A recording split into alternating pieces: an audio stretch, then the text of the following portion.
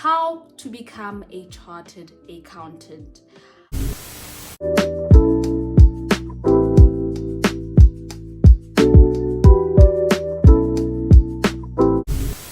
Hi beautiful people, welcome back to Authentically Real with your girl nomzz.mfundisi aka nomzz.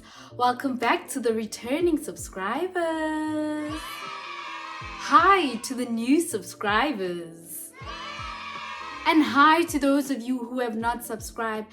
Why have you not subscribed? Please don't forget to like, comment, share, and subscribe.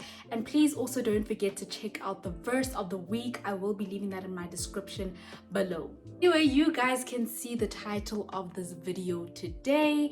I will be explaining how to become a chartered accountant.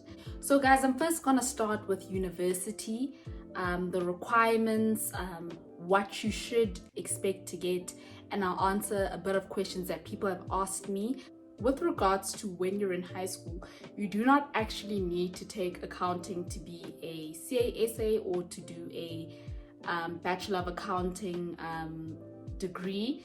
You just need to have pure maths. That's one thing you need to make sure of, is that you have pure maths. Do not make the mistake if you know that you want to be a chartered accountant and take maths lit in your grade 10 year. Make sure and ensure that you have pure maths and ensure that you get great marks with regards to your pure maths. With regards to if you're already at that stage where you have taken maths lit and you feel like you actually do enjoy accounting and you actually feel like you want to be a chartered accountant, it's not a train smash. You can do a 1-year extended course.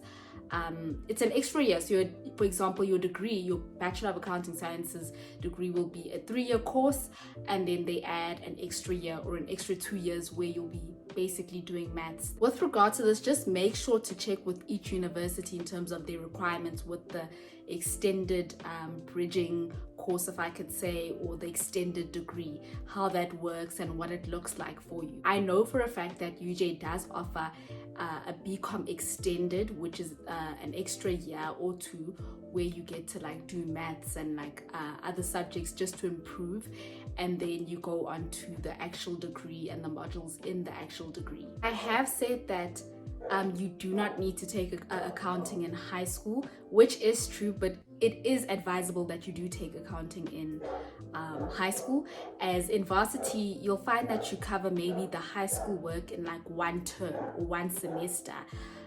You'll cover all the work you did in high school, so it's going to be a bit hard to like grasp. And I know a lot of people that needed tutors, a lot of explaining throughout that semester in your first year.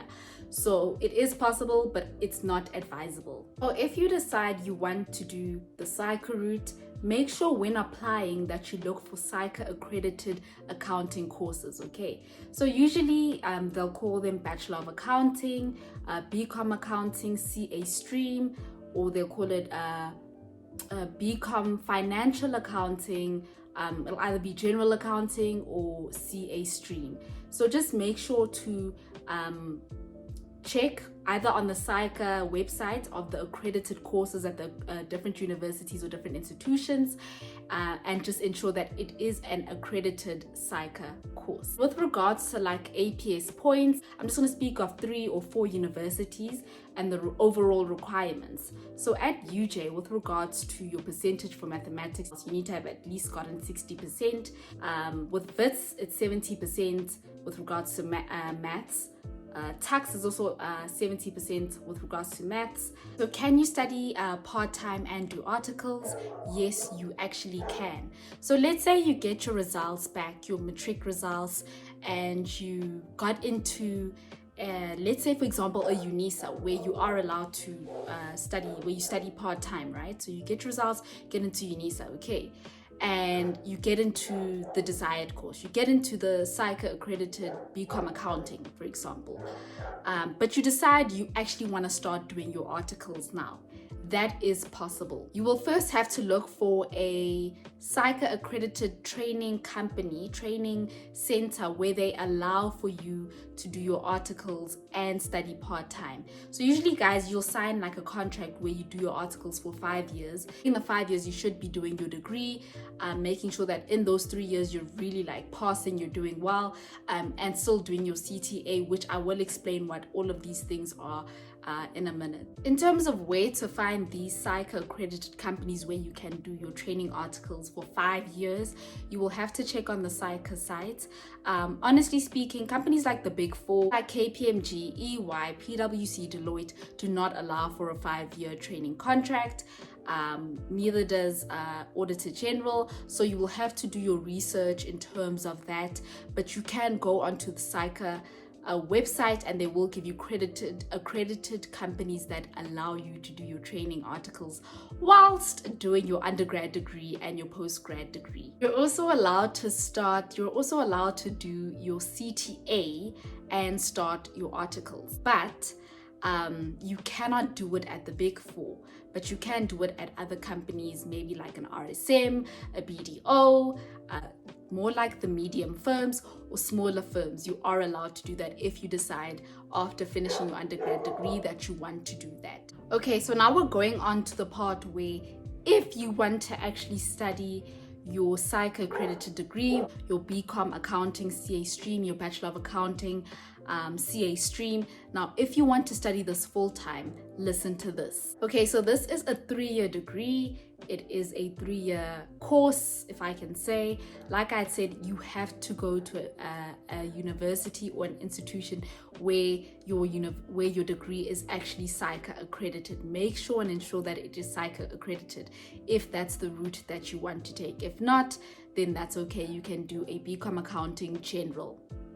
So basically, guys, with this, I'd say the first 2 years, you basically get to do a combination of commercial law, micro and macro economics, information systems. You get to do a mixture, including financial accounting.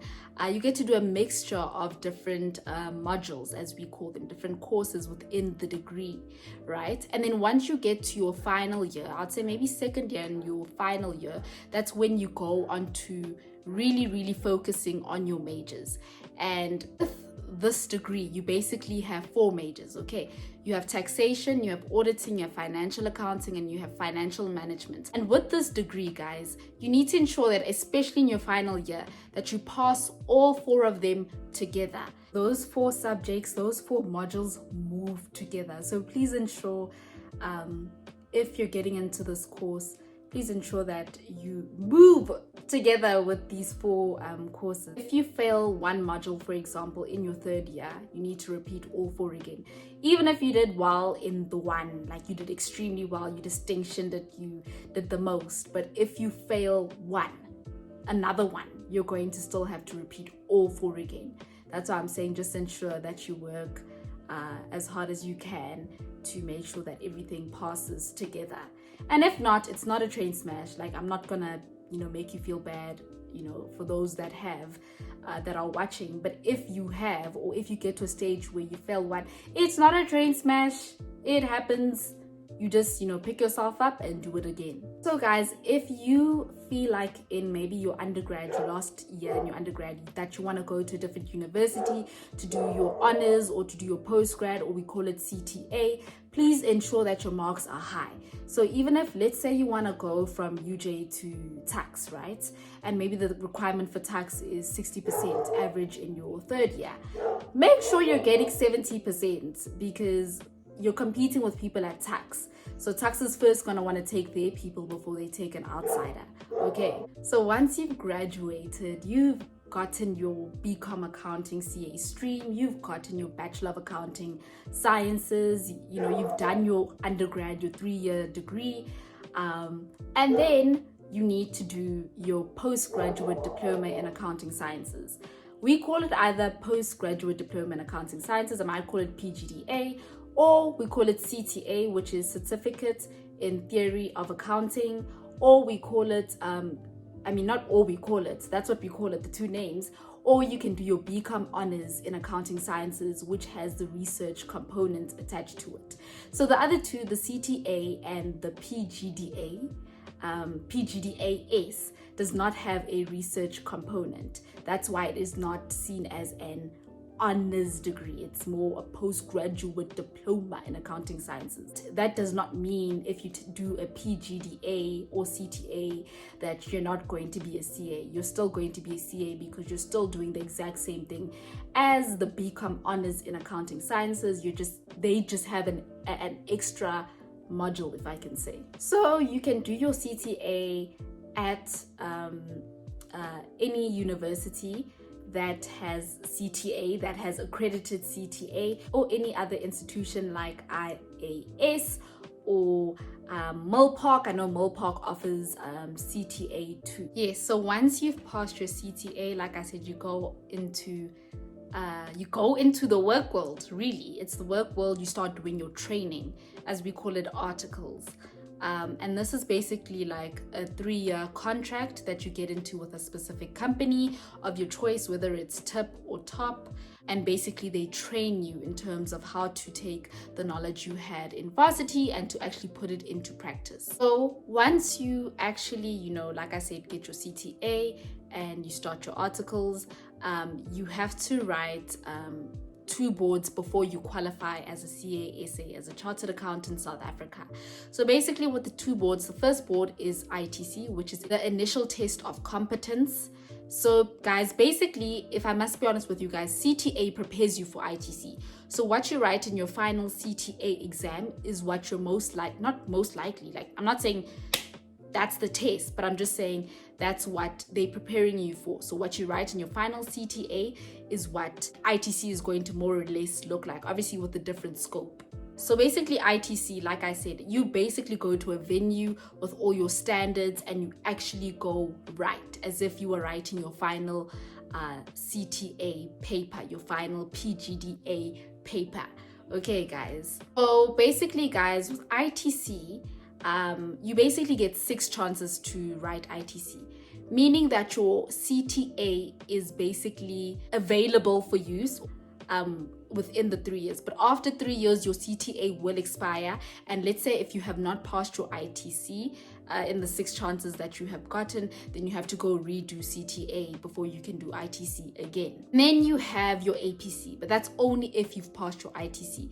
APC stands for Assessment of Professional Competence. Guys, basically what these tests are testing is to see if you are competent, if really what you learned in school is making sense, if really what you've been doing in the office is actually making sense, they're trying to see if you can do what you need to do as a CASA. Basically with your APC, you would have needed to complete 20 months of working with your firm, or actually working as a trainee at the training offices, at the training company. And then your ITC is also valid for 3 years. So they also give you 3 years in order to basically pass your APC. So make sure you pass your APC before the 3-year mark. Then once you've passed your APC, then you get to register as a Chartered Accountant South Africa.